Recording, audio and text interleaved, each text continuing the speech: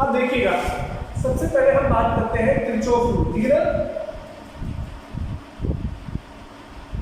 जो Kirchhoff rule था उसके बारे में, या किरचॉफ लॉ, किरचॉफ ने 1942 में 2 रूल दिए थे, ठीक है ना। 2 नियम बनाए थे। सबसे पहले तो उसका जो फर्स्ट रूल था, जिसको हम किस नाम से बोलते हैं, केसीएल, यानी किरचॉफ करंट लॉ, ठीक है। यानी केसीएल का मीन्स क्या होता है, किरचॉफ करंट लॉ, और इसी को बच्चों हम क्या बोलते हैं, जंक्शन लॉ। जंक्शन लॉ भी बोलते हैं। देखिएगा, किरचॉफ करंट लॉ क्या कहता है कि किसी भी जंक्शन पर जो नेट करंट होता है, नेट करंट वो कितना होता है, 0 होता है। ये किरचॉफ के फर्स्ट रूल का स्टेटमेंट था। यानी अगर हम बात करें समेशन ऑफ आई, ये कितना होगा, 0 के बराबर होगा according to Kirchhoff first rule. अब देखिएगा, जो यहाँ पर जो नेट करंट है वो कितना है, 0 है। यानी अगर हम बात करें केसीएल के बारे में, तो जो केसीएल है वो कंजर्वेशन ऑफ चार्ज को फॉलो करता है। किस लॉ को फॉलो करता है, कंजर्वेशन ऑफ चार्ज, ठीक है। तो ये ध्यान रखना है, कई बार एग्जाम में पूछा जाता है कि फर्स्ट लॉ ऑफ किरचॉफ, यानी किरचॉफ का फर्स्ट नियम किस रूल को फॉलो, किस लॉ को फॉलो करता है, तो that follow conservation of charge. दूसरा, अगर बात करें, इसी के अंदर हमने बात की थी कि अगर किसी भी जो करंट है, अगर वो टुवार्ड्स जंक्शन है, अगर जंक्शन की तरफ आ रहा है तो उसको हम पॉजिटिव लेते हैं, और अगर वो अवे है फ्रॉम जंक्शन, उस केस में हम उसको कैसा लेते हैं, नेगेटिव कंसीडर करते हैं। तो देखिएगा, केसीएल से रिलेटेड मैं एक छोटा सा न्यूमेरिकल बताता हूँ आपको कि जैसे किसी भी लोड है, ये कोई ए, इसके ऊपर अलग अलग करंट है वो पास हो रहे हैं। हमने मान लिया कि ये 2I करंट है, ये 5I करंट है, ये 6I करंट है, ये वाला करंट I है, और ये वाला करंट है वो कितना है, 2I है। अब आपसे पूछा जाता है, ठीक है ना, हम इसको 5 की जगह 8 ले लेते हैं। अब आपसे पूछा जाता है कि find the value of I, इस I की वैल्यू को आपको फाइंड आउट करना है, ठीक है। तो देखिएगा, अकॉर्डिंग टू केसीएल यानी किरचॉफ फर्स्ट रूल क्या कहता है कि किसी भी जंक्शन पर आने वाला करंट है वो किसके बराबर होगा, जाने वाले करंट के, ठीक है। दूसरा हम कैसे लिख सकते हैं कि नेट करंट है वो किसके बराबर होगा, 0 के बराबर। दोनों तरीके से आप सोल्व कर सकते हैं। अब देखिएगा, जो आने वाला करंट है वो किसके बराबर होगा, जाने वाले करंट के, यानी इस नोड के ऊपर जो टुवार्ड्स करंट है वो कौन सा है, यहाँ पर देखिएगा 2 + 8, ये तो आने वाला है, किसके बराबर होगा, जाने वाले करंट की, यानी जो अवे वाला करंट है 6, 2 and 1, 6I + 2I + I, ठीक है। तो यहाँ से देखिएगा ये कितना हो गया, 10 = 8 + I। तो यहाँ से बच्चों देखिएगा जो I है वो कितना हो गया, 2 के बराबर हो गया, यानी जो I की वैल्यू है वो कितनी होगी, 2 होगी, ठीक है। अब देखिएगा, नेक्स्ट अगर हम बात करें, ये आपको ध्यान रखना है, जो जंक्शन की ओर आता है वो हमेशा पॉजिटिव होगा, और जो जंक्शन से दूर जाता है वो हमेशा कैसे कंसीडर करेंगे, हम नेगेटिव कंसीडर करेंगे। हम इसको एग्जाम्पल में वापस से देखो, अगर हम इस रूल से लेते हैं इसको, तो कैसे करेंगे, देखिएगा कि जो नेट करंट है समेशन I है वो किसके बराबर होना चाहिए, 0 के बराबर। यानी ये आ रहा है 2 प्लस का हो गया, 8 भी है प्लस का हो गया। अब देखिए जो 6 है वो अवे है, उसको हमें किसका लेना है, माइनस का। ये 2 भी अवे है, उसको भी माइनस का लेना है, और ये I भी किसका है, अवे है, इसको भी माइनस का लेना है, इक्वल टू 0। तो यहाँ से कितना हो गया, 10 - 8 - I, तो यहाँ से कितना हो गया, 2 - I = 0। तो यहाँ से वापस से आप I = 2 फाइंड आउट कर सकते हैं। तो आप किसी भी तरह से फाइंड आउट कर सकते हैं, या तो आप समेशन I = 0 लेके, या फिर आप उस तरह से इनवर्ट करंट और आउटवर्ड करंट को इक्वल लेके, ठीक है। तो बच्चों ये तो फर्स्ट रूल था केवीएल का, ठीक है ना, केसीएल का, सॉरी, किरचॉफ फर्स्ट रूल। अगर हम बात करें सेकंड रूल की, जिसको हम केवीएल के नाम से भी जानते हैं, ठीक है, यानी किरचॉफ वोल्टेज रूल। यहां से देखिएगा कि जो फर्स्ट था वो क्या था, केसीएल। अगर हम सेकंड की बात करें, सेकंड रूल, उसको हम बोलते हैं केवीएल, किरचॉफ वोल्टेज रूल। क्या कहता है कि किसी भी लूप के अंदर, देखो ये वाला है वो जंक्शन पर होता है, इसलिए इसको हम जंक्शन लूप भी बोलते हैं। जंक्शन लूप, नेटवर्क, ब्रांच, इसके बारे में हमने ऑलरेडी डिस्कस कर चुके हैं। अगर किसी बच्चे को इनके बारे में नहीं पता है या केवीएल या केसीएल के बारे में डिटेल से पढ़ना है, तो इससे जस्ट पहले वाला किरचॉफ लॉ, उसके अंदर आप एक बार वीडियो देख सकते हैं। अब देखिएगा इसको केवीएल क्या कहता है कि किसी भी लूप के अंदर जो नेट पोटेंशियल है, यानी net potential difference summation V है, वो हमेशा कितना होता है, 0 होता है। यानी किसी भी लूप के अंदर जो नेट पोटेंशियल डिफरेंस है वो कितना होगा, 0 के बराबर होगा। तो देखिएगा जो सेकंड रूल है या केसीएल है, वो किस लॉ को फॉलो करता है, कंजर्वेशन ऑफ एनर्जी। इसको फॉलो करता है, कंजर्वेशन ऑफ एनर्जी को फॉलो करता है। तो आपको ये ध्यान रखना है कि जो फर्स्ट रूल है, जिसको हम केसीएल बोलते हैं, वो कंजर्वेशन ऑफ चार्ज को फॉलो करता है, और जो सेकंड रूल है वो उसको फॉलो करता है, कंजर्वेशन ऑफ एनर्जी। तो ये थोड़ा सा ओवरव्यू हो गया इसके लिए केवीएल और केसीएल से रिलेटेड। अब देखिए बच्चों, हम केवीएल और केसीएल से रिलेटेड न्यूमेरिकल्स करते हैं, ठीक है। देखिए बच्चों, आपको एक सर्किट दे रखा है, ठीक है ना, इसके अंदर क्या पूछा गया है आपसे कि find the current in each resistance, यानी ईच रेजिस्टर, प्रत्येक प्रतिरोध में या प्रत्येक रजिस्टर में आपको किसकी मान निकालना है, करंट की वैल्यू को फाइंड आउट करना है, ठीक है।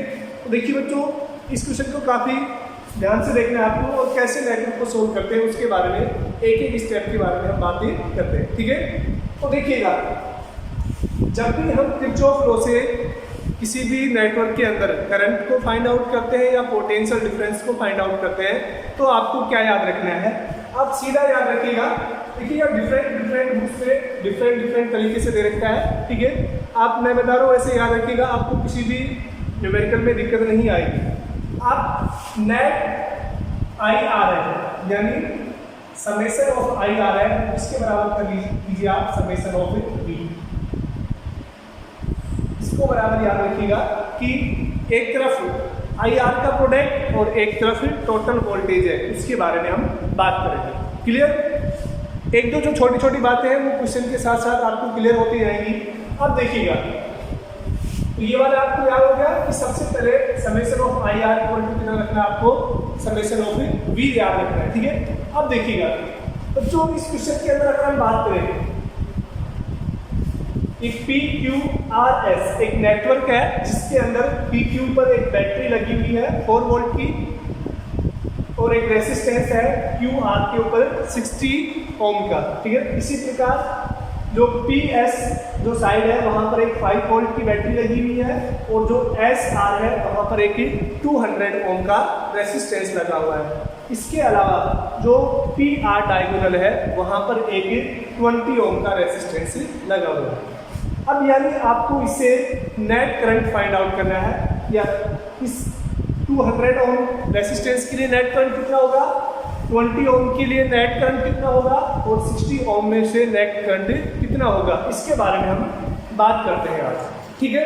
तो देखिएगा बच्चों, जो स्टेप है उसको आपको ध्यान रखना है। पहला स्टेप आपको क्या है, ये क्वेश्चन को नहीं करना है, ये आपको समझने के लिए बता रहा हूँ। सबसे जो पहला स्टेप है, ठीक है ना, वो क्या है कि find assign current in each branch, यानी प्रत्येक ब्रांच में जो करंट है उसको आपको असाइन करना है, यानी प्रत्येक ब्रांच का करंट आपको फिक्स करना है, ठीक है। अब देखिएगा, ये वाली बैटरी है और ये 2 बैटरी लगी हुई है यहाँ पर इस सर्किट के अंदर। जो मैं बता रहा हूँ उसको याद रखना। मान लेते हैं कि इस वाली बैटरी से जो करंट है वो कितना चला, आई करंट चला, ठीक है। तो यहाँ से पहला क्वेश्चन ये बनता है कि सर आपने 4 वोल्टेज की बैटरी से ही करंट क्यों लिया, आपने 5 वोल्ट की बैटरी से करंट क्यों नहीं लिया। तो देखिए बच्चों, ये आपके ऊपर डिपेंड करता है कि आप चाहे तो 4 वोल्टेज की बैटरी से करंट लीजिए, आप चाहे तो 5 वोल्ट की बैटरी से करंट लीजिए, इसकी कोई बाउंडेशन नहीं है, आप किसी भी बैटरी से करंट ले सकते हैं। दूसरा पॉइंट, आप चाहे तो दोनों बैटरियों से भी करंट ले सकते हैं, ठीक है। देखिएगा, पहले मैं एक तरीका बता रहा हूँ। आप चाहे तो फर्स्ट वाली बैटरी से करंट आपने आई लिया, तो देखिएगा इस जंक्शन के लिए जो P है वो जंक्शन हो गया। आप चाहे तो मान सकते हैं कि इस वाली ब्रांच में जो करंट है मान लेते हैं I बन गया, और इस वाली ब्रांच में जो करंट है वो कितना बचेगा बच्चों, I माइनस I। क्लियर। अगर यहाँ से 10 एम्पियर करंट चलता है, अगर इसमें 6 जाता है तो इसमें कितना बचेगा, 4 ही बचेगा, ठीक है।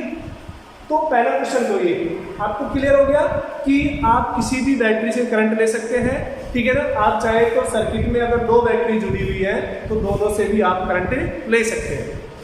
एक तो तरीका ये हो गया आपके लिए, यानी हमने क्या कर लिया, जो करंट है वो असाइन कर लिया प्रत्येक ब्रांच में, यानी इस ब्रांच में करंट हो गया आपके पास, इस ब्रांच में करंट हो गया, इस ब्रांच में करंट हो गया, इसमें हो गया और इसमें, क्योंकि ये वाला करंट तो यहाँ जाएगा क्योंकि इसके बीच में कोई दूसरा जंक्शन नहीं है। यहाँ से और यहाँ तक भी करंट सेम रहेगा, क्योंकि ब्रांच के अंदर करंट चेंज नहीं होता है, करंट तभी चेंज होता है जब जंक्शन आता है। क्लियर। अब देखिएगा, मैं इससे बता रहा हूँ आपको दूसरा तरीका क्या है कि देखिएगा, आप चाहे तो देखिएगा इस तरह से लिख सकते हैं। आप ये मान लेते हैं कि फर्स्ट बैटरी से, इस 4 वोल्ट की बैटरी से आपने करंट ले लिया I1। आप चाहे तो सेकंड को बैटरी इससे भी करंट ले सकते हैं, आपने इसको क्या ले लिया, I2। अब देखिएगा, तो यहां से देखिएगा इस जंक्शन P पर जो आने वाला करंट है वो किसके बराबर होगा, जाने वाले करंट के, यानी इस डायरेक्शन में जो करंट है वो कितना हो जाएगा, I1 प्लस I2। ऐसे भी ले सकते हैं आप, ठीक है। तो बच्चों आपको क्लियर हो गया होगा कि पहला पॉइंट, आपको करंट असाइन करना है प्रत्येक ब्रांच में, और करंट के लिए क्या आपको रूल याद रखना है, आप चाहे तो एक बैटरी से करंट ले सकते हैं, आप चाहे तो 2 बैटरी से करंट ले सकते हैं, आप चाहे तो किसी भी तरह से करंट असाइन कर सकते हैं, ठीक है ना। आप चाहे इसको I1 मान लीजिए, आप इसको I2 मान लीजिए, ठीक है ना। ऐसा कोई भी रूल नहीं है कि आपको हमेशा उस बैटरी से इतना करंट लेना है। क्लियर। तो आपको न्यूमेरिकल में ये डाउट नहीं रखना है कि किसी बुक में किस तरह से सोल्व कर रखा है, आप करंट को किसी भी तरह से कर सकते हैं। अगर आपका मेथड सही है तो आपके आंसर एकदम करेक्ट आएंगे, ठीक है। तो देखिएगा बच्चों, हमने चलो इसको मान लिया कि ये I2 मान लेते, I1 ही मान लेते। क्लियर। अब देखिएगा, पहला हो गया आपने प्रत्येक ब्रांच में करंट को असाइन कर दिया, ठीक है ना। अब सेकंड जो रूल है आपको क्या याद रखना है कि सेकंड में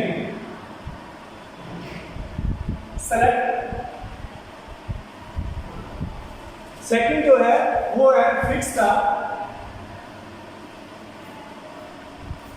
डायरेक्शन इन लूप,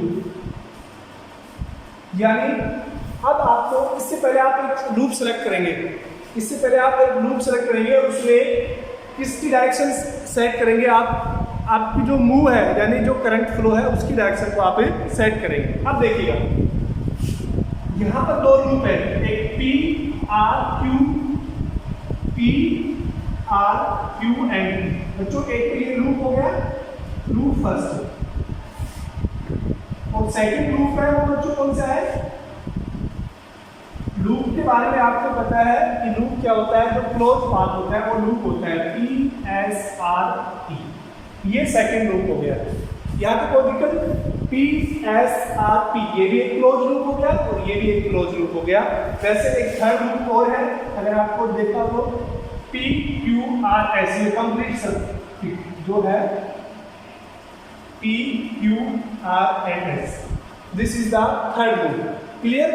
यानी इस सर्किट के अंदर कितने लूप है, 3 लूप है। अब देखिएगा, आप यहाँ पर देखिएगा आपके पास कितने वेरिएबल है, एक I1 है और एक I2 है, ये दो ही वेरिएबल है।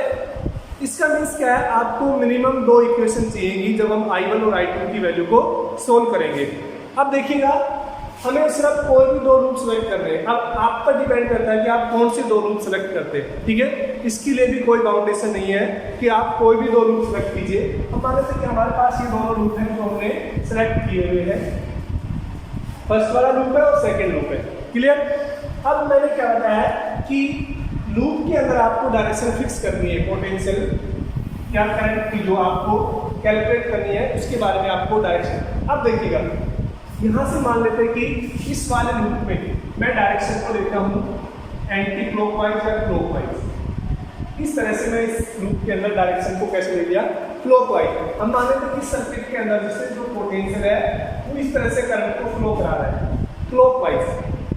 अब देखिएगा बच्चों, यहाँ पर आपसे क्वेश्चन उठता है कि सर हम कैसे पता करें कि इस सर्किट के अंदर क्लॉकवाइज करंट है लेंगे या हम इसको एंटी क्लॉकवाइज करंट लेंगे। ये भी कोई लिमिटेशन नहीं है, आप चाहे तो इस वाले लूप में क्लॉकवाइज ले सकते हैं और चाहे तो आप एंटी क्लॉकवाइज ले सकते हैं, ठीक है। ये आपके ऊपर डिपेंड करता है। तो सेकंड कॉन्सेप्ट क्लियर हो गया कि आपको जो करंट जो पोटेंशियल की डायरेक्शन है, ठीक है ना, सर्किट के अंदर जो बैटरी पोटेंशियल को फ्लो कराएगी, करंट को फ्लो कराएगी, उसकी डायरेक्शन आपको कैसे असाइन करनी है। आप चाहे तो क्लॉकवाइज ले सकते हैं और आप चाहे तो एंटी क्लॉकवाइज ले सकते हैं। अगर आप सेकंड की बात करें तो मान लेते हैं कि सेकंड वाले में जो करंट है वो इस तरह से है। देखिएगा, फर्स्ट वाले में हमने क्लॉकवाइज लिया है, इस तरह से क्लॉकवाइज लिया है। सेकंड वाले में हम एंटी क्लॉकवाइज लिया है।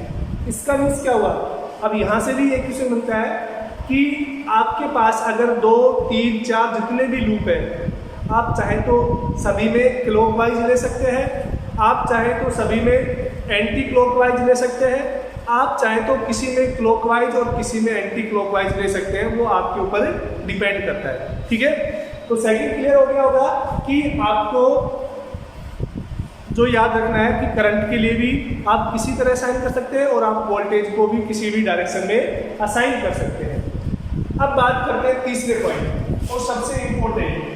देखिएगा, कई बुकों में जो दे रखा है वो गलत नहीं है, ठीक है ना, वो अलग तरीके से कर रखा है, किसी बुक में अलग तरीके से कर रखा है। मैं जो आपको बता रहा हूँ सिंपल, आपके लिए जो कैलकुलेशन है वो डिक्रीज हो जाएगी और जो स्टेप्स है वो भी क्या हो जाएंगे, डिक्रीज हो जाएगी। आपको क्या याद रखना है, देखिएगा, अगर किसी भी सेल में, जैसे ये सर्किट के अंदर सेल जुड़ा हुआ है, अगर करंट की डायरेक्शन उसके पॉजिटिव से एंटर कर रही है और नेगेटिव से बाहर निकल रही है, समझ रहे हैं। अगर ये सेल है, इसका पोटेंशियल कितना है, V है। अगर इसके अंदर जो करंट है वो पॉजिटिव से एंटर कर रहा है और नेगेटिव से बाहर निकल रहा है, उस केस में जो V है आपको कैसा लेना है, नेगेटिव लेना है, क्लियर। यानी अगर किसी भी सेल के अंदर करंट है पॉजिटिव से एंटर करता है, क्योंकि आपको पता है कि कोई भी सेल है करंट पॉजिटिव से बाहर निकालता है और नेगेटिव से एंटर करता है, लेकिन यहाँ पर उल्टा हो रहा है। इसका मीन्स क्या हो गया, अगर कोई भी करंट पॉजिटिव में एंटर कर रहा है और नेगेटिव से बाहर निकल रहा है, तो आपको V को कैसे लेना है बच्चों, नेगेटिव लेना है, क्लियर। दूसरा, अगर किसी भी सेल के अंदर करंट है, ये जो बातें हैं जब हम न्यूमेरिकल करेंगे, क्वेश्चन को सोल्व करेंगे, उस टाइम क्लियर होंगी आपकी। जब किसी सेल के पॉजिटिव से करंट बाहर की ओर आ रहा है तो नेगेटिव से एंटर कर रहा है, उस टाइम आपको V को कैसे लेना है, पॉजिटिव कंसीडर करना है, क्लियर बच्चों। देखिएगा कि नेगेटिव से एंटर कर रहा है, उस टाइम आपको पोटेंशियल को नेगेटिव लेना है और आपको अगर पॉजिटिव से बाहर निकल रहा है उस केस में आपको कैसे लेना है, पॉजिटिव लेना है, क्लियर। यहाँ तक तीसरा जो फोर्थ बात है वो आपको क्या याद रखनी है। अगर देखिएगा, इसीलिए ये सर्किट है, ये रेजिस्टेंस R जुड़ा हुआ है, उसके अंदर अगर करंट की डायरेक्शन I इस तरफ है और आपकी यानी आपकी द्वारा जो सिलेक्टेड डायरेक्शन है, यानी क्लॉकवाइज या एंटी क्लॉकवाइज, उसकी डायरेक्शन भी सेम है, यानी ये जो करंट की डायरेक्शन है और आपके द्वारा जो सिलेक्टेड डायरेक्शन है वो सेम है, उस केस में आपको IR है, ये कैसे लेना है, आपको पॉजिटिव लेना है, ठीक है ना। इसको भी हम जब न्यूमेरिकल करेंगे उस टाइम बताएंगे कैसे। बस अभी याद रखिएगा कि जब आई आर की डायरेक्शन यानी रेसिस्टेंस में जो करंट की डायरेक्शन है आपके द्वारा सेलेक्ट की गई डायरेक्शन के सेम है, सेम डायरेक्शन में है, उस टाइम आपको कैसे लेना है, पॉजिटिव। अगर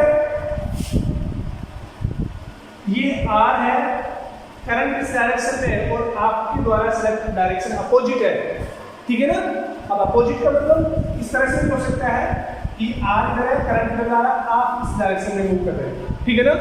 अगर अपोजिट डायरेक्शन है उस केस में आपको क्या लेना है, आई आर को, यहाँ पर जो आई आर का प्रोडक्ट होगा बच्चों वो कैसा होगा, नेगेटिव होगा।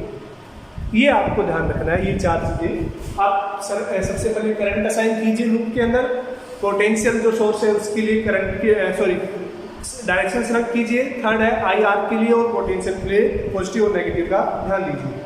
अब देखिएगा इस न्यूमेरिकल को हम सोल्व करते हैं, एक एक चीज आपको समझनी है कैसे। अगर ये क्लियर हो गया तो फिर आपको ये काफी इजी न्यूमेरिकल है, फिर हम थोड़े कॉम्प्लेक्स न्यूमेरिकल भी लेंगे।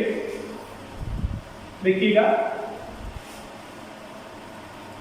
सबसे पहले यानी मैंने बताया था आपको क्या याद रखना है कि आई आर का प्रोडक्ट इसके बराबर लेना है आपको, वी को, यानी summation of I R equal to summation of V. यानी हम पहले आई आर ले लेते हैं, ठीक है ना, आई इंटू आर।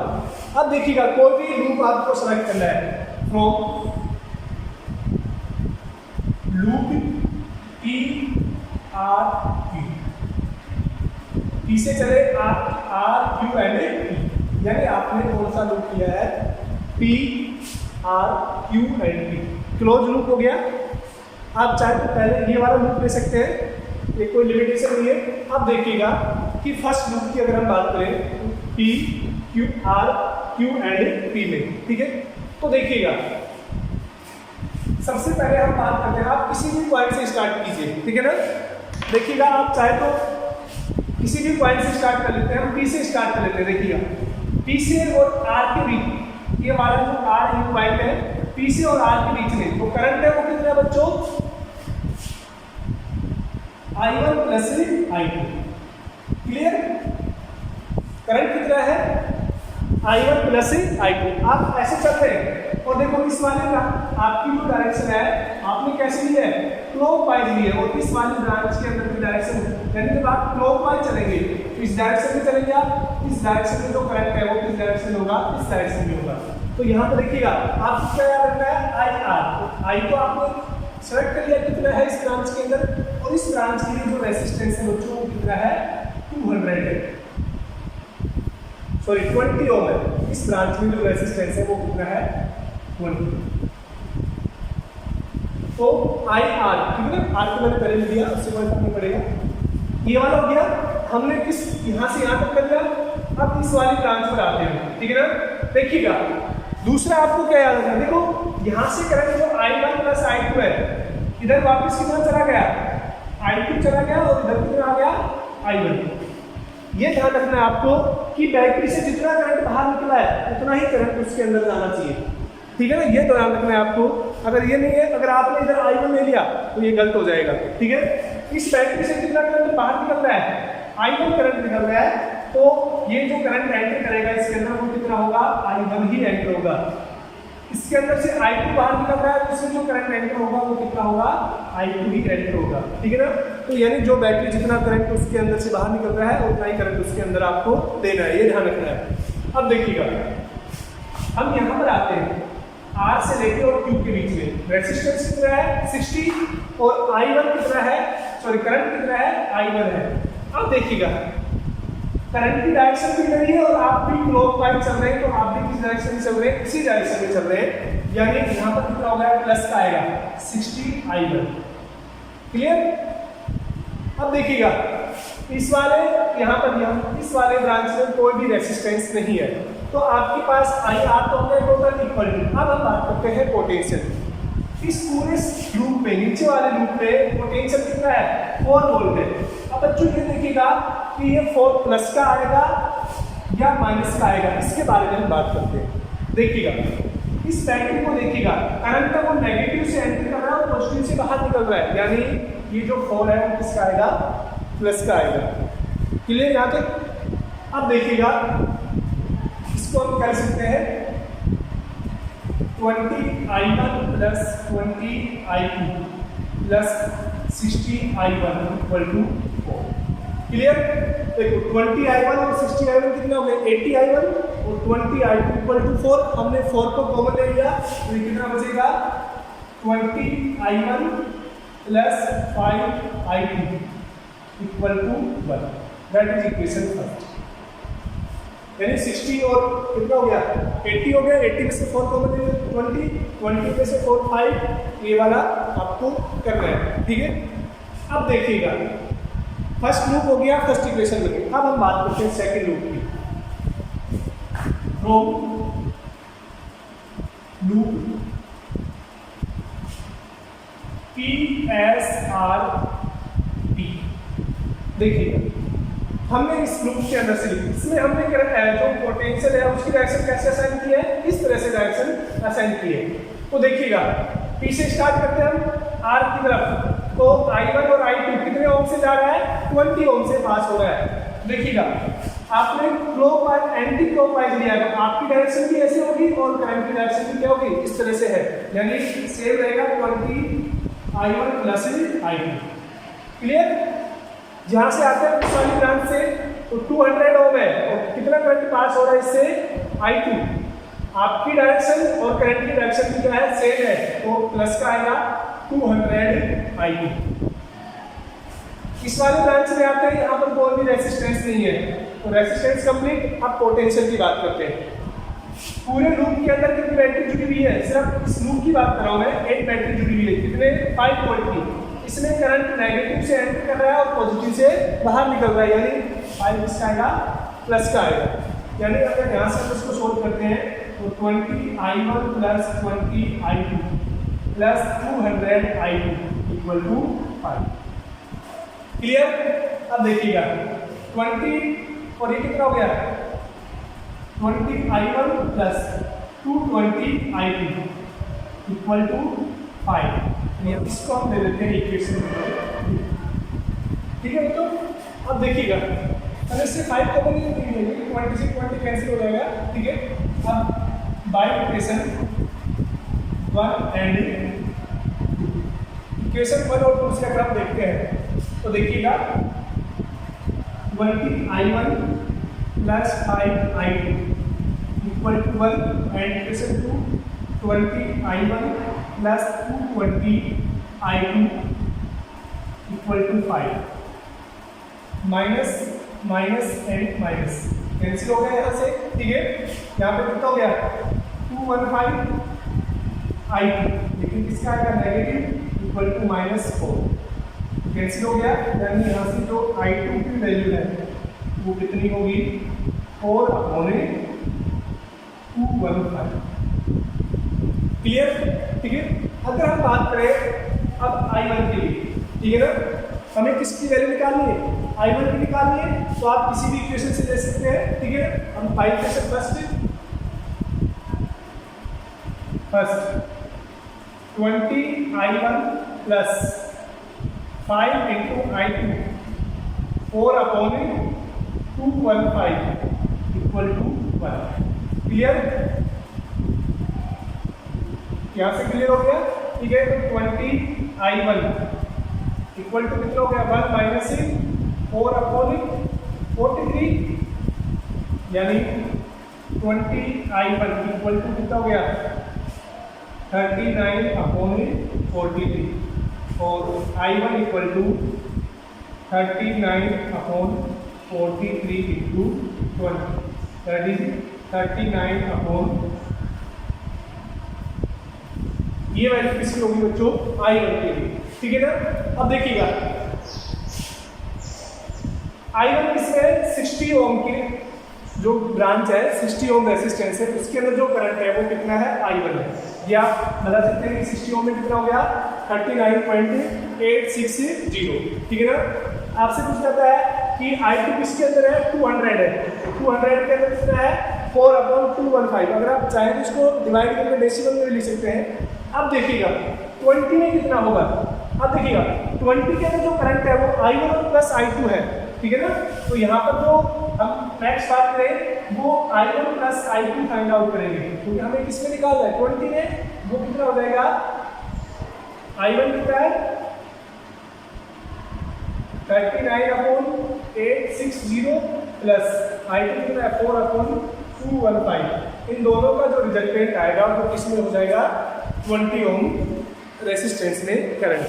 तो बच्चों इस तरह से आपको सोल्व करना है। एक दो क्वेश्चन और लेते हैं, फिर हम बात करते हैं नेक्स्ट टॉपिक की। Thank you.